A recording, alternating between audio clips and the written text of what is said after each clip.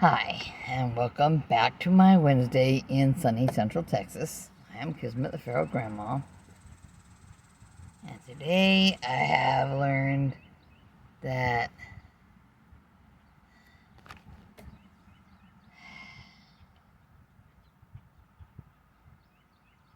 my crib sheet is pretty good. You know, your notes sheet off of. I kept notes in more than one place for a long time. And right now I'm kind of glad for that because I cannot find the little fat notebook. I mean, it's short and narrow enough. It's little, but it's thick. And I have my best notes for a few forms in that. But I can't find it. I haven't seen it probably since the stroke. It's got a green plastic cover on it. Not a big deal. Not very expensive, but I would like to have it back, and I hope I can find it. But the notes I have in my phone are very relevant for the pakwa we were doing just now. Monkey steals the peach, monkey donates the fruit, carry the staircase, receive the clothing, horizontally sweep 1,000 armies. Those. Yeah, I did A and B, while some people were still just working on A. And dove flips the body. Had to remember the name of that one. Because you're coming in to the center of the circle and getting somebody for a throw. You bring your feet together and you double thrust in front and all that stuff. And it was good. And then there was discussion of a pilgrimage. One of our friends is in Europe on pilgrimage. I hope she's having a good time and eating things that are maybe a little bit on the adventurous side. And I have to go eat something maybe on the adventurous side because somebody didn't feel like making dinner. So he probably ate the pre-made frozen burger patties, and they're good beef. I just don't like them that much.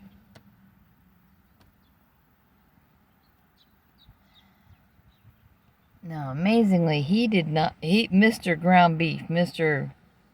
Find a million ways to cook it, he'll eat it. And that's great. It's cheaper for him, seriously. But I don't find it that wonderful. He did not like the Wagyu ground beef patties that I picked up. And that's okay. No one has to like what someone else likes. He did cook both of them, once for me. I did eat it. And if he decided he didn't like it, he should have ate something else and left both of them for me.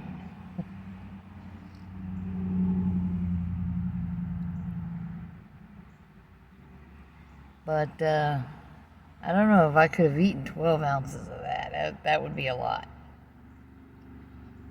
So the beefsteaks I set out today to thaw. They thawed and they're sitting on top of the eggs. And I'll cook them tomorrow. Oh, sorry. I just got out of class and threw my stuff in the back seat, and here I am. But I gotta come up with something to eat. But there's everything between South Round Rock and just outside of Jonah.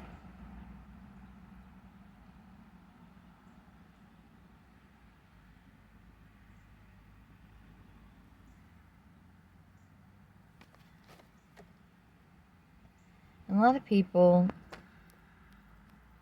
who are running anywhere and they're carnivore and they're out, didn't bring something to cook or something ready to snack on, will stop at a McDonald's and get just patties.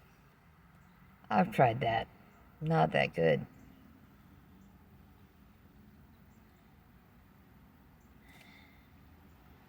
And I do know from experience that the Arby's up the road here will happily put me something together with some meat and some cheese sauce, maybe, if I want it. Although I'm pretty sure there's too much oil, vegetable oil, seed oil, industrial lubricant in the cheese sauce.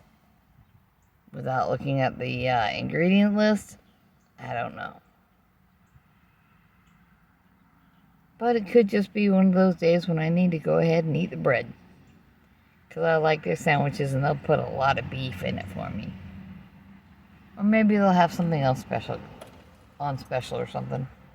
But it is almost 8 o'clock and they'll be open, I think, just a little while longer. So I better go do that. Y'all take care. Okay.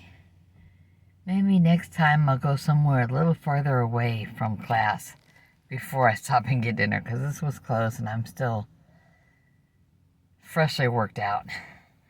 I did get the bands out of my hair.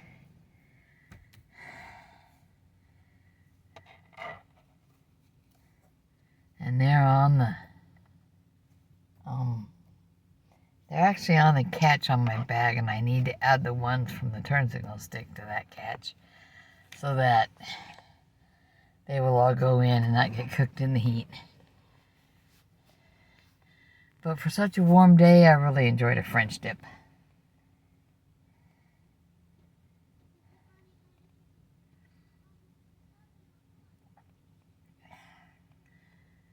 But the important things were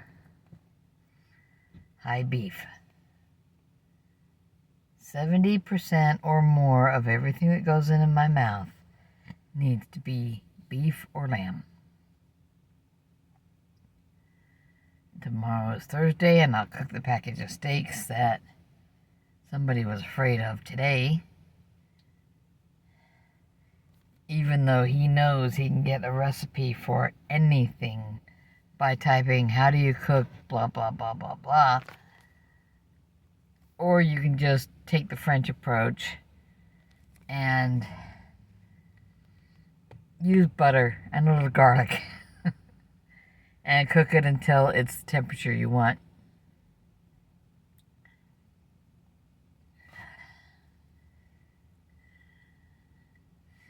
And if you're a little bit on the weird side, the French approach works pretty well for rattlesnake too. You get it skinned and you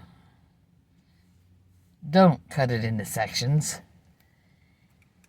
And you put it on a hot griddle that's got some butter and maybe a little seasoning, salt and pepper if that's what you want, or salt and pepper and a little garlic if that's what you want, or even just the salt and the garlic. And then, because it's a snake, whichever side is down is going to cook and contract, and it will look like you've got this skinned snake writhing on your kamal. Not for everybody's sense of humor. But if you want to gross somebody out, it's one possibility.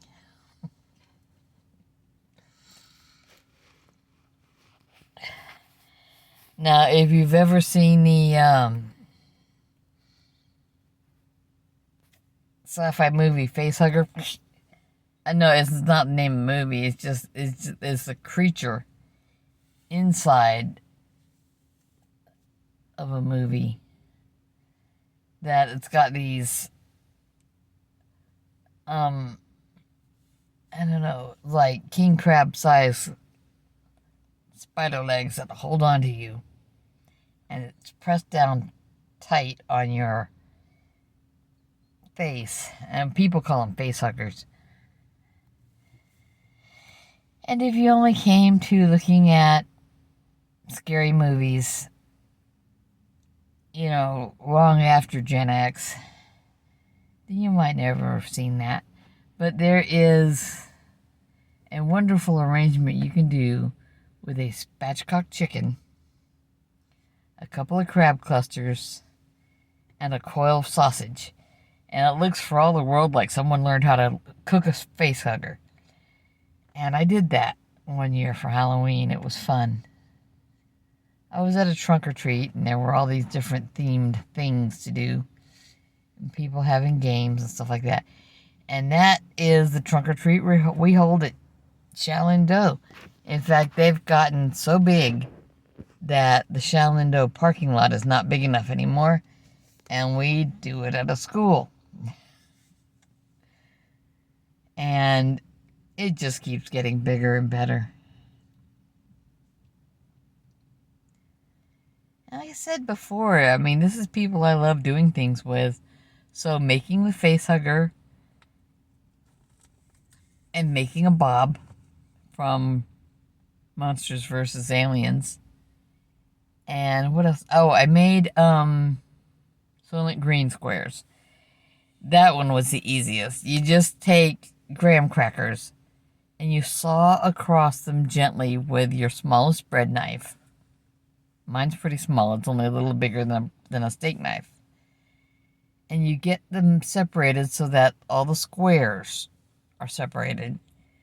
And, you know, if you don't have the patience to sit there sawing them, you can snap them across that line, and most of the time they'll be pretty good. But you can put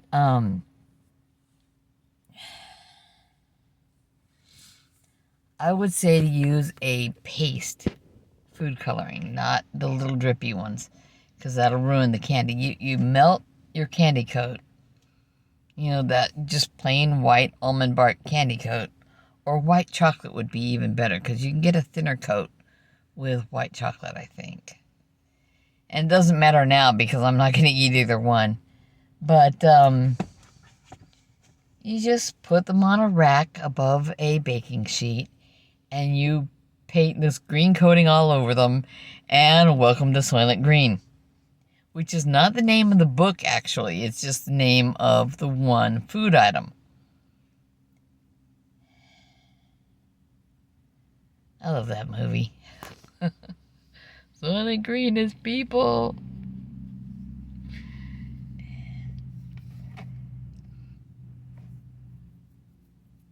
I once was trying to get some people to take some guesses at things. And my lineup of clues for the movie Soylent Green didn't have anything to do with the actor or the most famous lines from the movie. But if you have read the book, you might remember that a thief who broke into the building where the original murder victim died was thinking of a girl he wanted to impress. He wanted to make a big score and impress a girl. And he stopped when he made it into the basement and figured nobody would be able to see him doing anything. And he drew a little heart in the dust on a window. Poor decision because, you know, something happened in that building that evening and he could have wound up being arrested for it. But nowadays they would have gotten at least a partial print off of that, but we're talking about a movie made when Charlton Heston was still a big thing. My mom was always nuts over him, so we were allowed to stay up late sometimes and watch Soylent Green when it came on. But so that was the first thing. What in the book? Make room, make room. What is the figure drawn in the dust on the window? It's a heart. You know, just like little kids still make. 2 lines, you make it with this finger, and then you go over here and make it again. And in reality, that would be enough to get a partial print. Or you would sample the dust and see if it got left behind on anything else he touched. But that was one of the questions. I just had a string of 3 questions, and I think I did give the name of the book. Or maybe I gave the name of the movie and I was trying to get people to the name of the book. I don't remember. I've still got a copy of Make Room around somewhere. I need to find it. It's a good one. But like many things, it's not for everybody. Just like if you can find a pre-cinematic release version of Logan's Run, holy cow, that sure ain't for everybody. But now that I have eaten and managed not to fall asleep on the table, I need to finish this little video. I still feel a little squidgy, but I still have cold water in my bottle, and I managed to admit to myself that as much as I wanted a cherry turnover, I did not need one. So I got out of there with no flaky pastry crumbs falling down my shirt.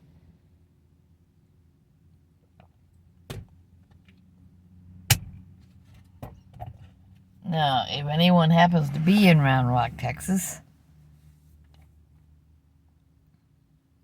the men's room is out of order at this Arby's on the corner near the Randalls. The Arby's is not all the way on the corner. The Taco Bell and stuff is out there towards the corner, and the Randalls is the anchor location for the shopping center. But the men's room is out of order, so be very patient if there's a bit of a line. Don't glare at a fella if he happens to go in there. I mean, he may work there and not have an option. You know, they're good people. And they also will do a low-carb meal for you. They will put you a big pile of shaved beef in one of those plastic boxes and put the cheese sauce on it for you if that's what you want. Or a big pile of shaved beef. I mean, French dip. Ask them not to put it on the bread. Just put the beef and the piece of Swiss. You don't need 2 pieces. Just put 1 piece. Or put beef and 1 piece and then beef and then 1 piece. However you want to do it. And then you pop the cap off of that French dip. And you shovel some of the meat in there. And eat it up. Yum, yum, yum. Very good. You get the flavor and you can skip the bread. You also can skip all the sugar in the barbecue sauce, the seed oil in the mayo aspect of the horseradish sauce, and whatever's in the other thing. They've got plenty of stuff. Oh, and I was asking if anything was outstandingly great lately, and she started telling me about the wraps and the burgers. I'm like, the reason I go to Arby's is because I don't like burgers. But I enjoyed my dinner.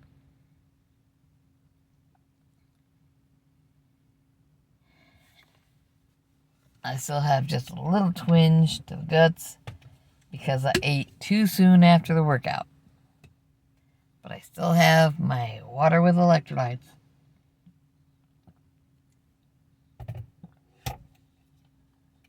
And I do always press the cap shut.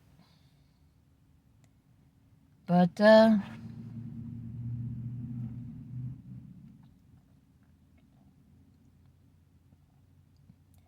have a friend hiking a pilgrimage.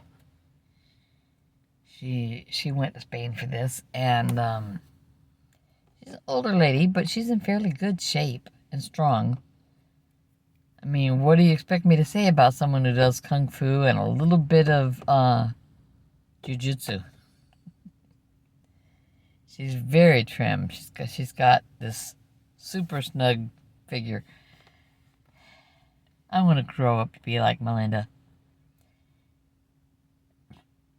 So even if you don't know who that is, I have now given a name. Please pray for her safety on pilgrimage. And I hope she comes back with her scallop shell still on the pack. or whatever it is you do with scallop shells after pilgrimage.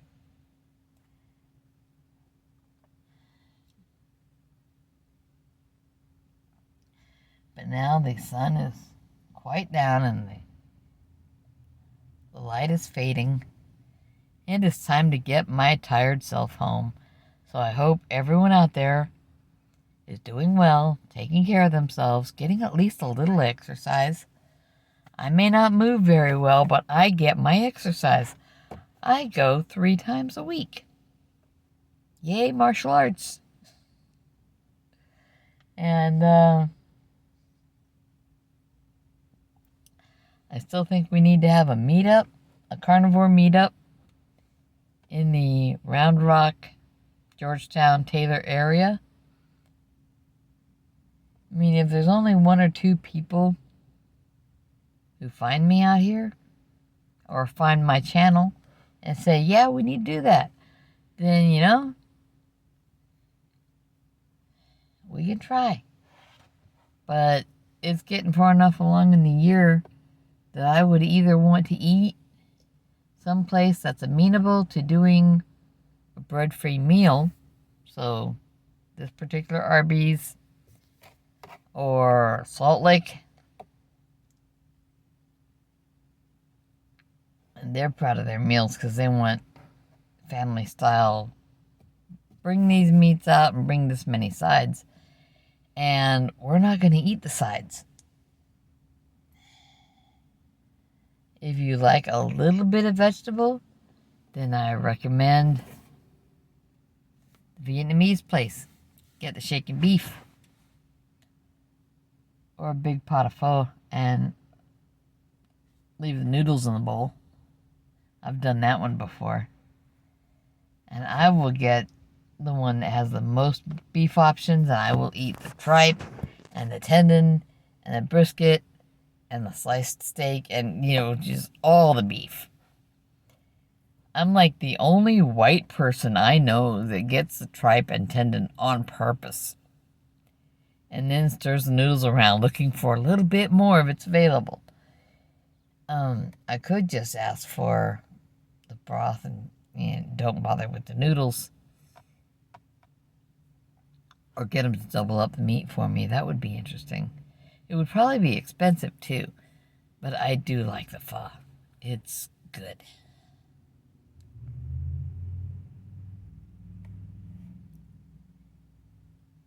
And this is Texas.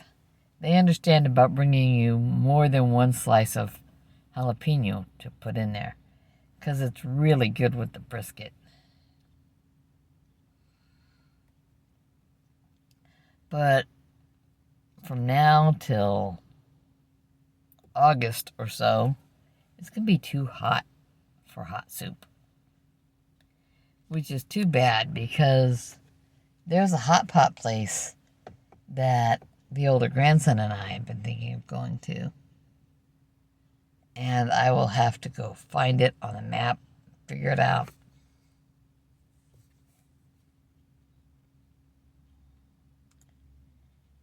And he will make the most of that, I guarantee it. He will eat pho until he's got soup in his hair. He will eat ramen until he is shedding bits of noodles for days. He likes his soup. Of course, one of the great things about soup is there comes a time, especially on a cold day, when you want to warm up your hands and you just pick up a bowl with both hands and drink it up. And that should not be taken as a complaint, although when it comes to ramen, and especially those cheap packets kids make at home, it's probably not the healthiest thing to eat.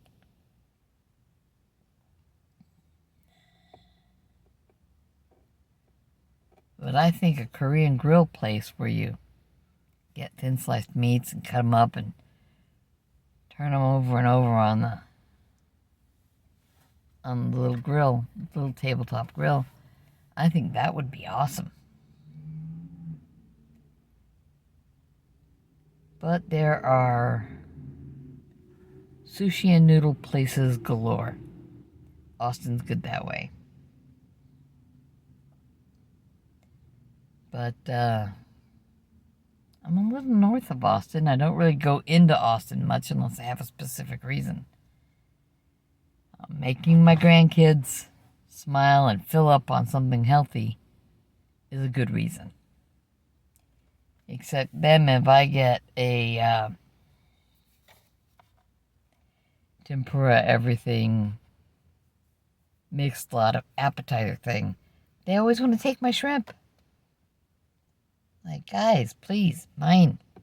Get your own if you want the shrimp. Get your own, eat your own. I take them out when I can afford to. Lately, they eat more than ever, so I can't always afford to have them out for something to eat. Now I'm sitting here. Yeah. So eat something that's good for you. Do a breadless French dip if you want. Do McDonald's patties with no bun if you want. That's my last time with that. It kind of made me feel sick. But remember, Grandma loves you and wants you to be okay. So don't give yourself a gut ache eating right after a martial arts class. All right, take care. I love you. Bye-bye.